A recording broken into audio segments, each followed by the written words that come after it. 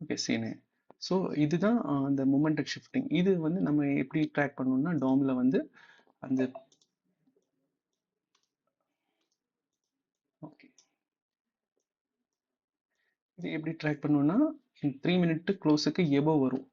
எபோ வரும்போது நம்மளுக்கு வந்து லாங் சைடுக்கு நம்ம ட்ரை பண்ணுறோம். ஸோ லாங் சைடு போகும்போது அந்த வால்யூம் வந்து கம்பல்சரியாக வேணும்.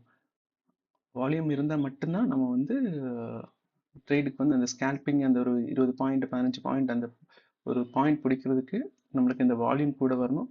ஸோ அதே மாதிரி அந்த செட்டப் வந்து அந்த டைம் ஃப்ரேமோட க்ளோஸுக்கு எபோ நிற்கணும். இப்போ 30 மினிட்டோட க்ளோஸ் எங்கே இருக்கு?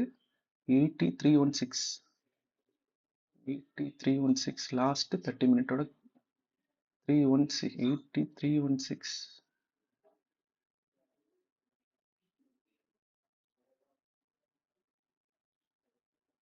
ஓகே ஸோ இப்போ டைம் ஃப்ரேம் பார்க்க மாத்துறேன்.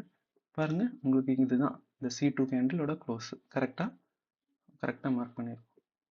ஸோ வந்து இந்த எப்போ இந்த லோவர் டைம் ஃப்ரேம் வந்து இந்த C2 கேண்டிலுக்கு எபோ க்ளோஸ் வைக்குதோ,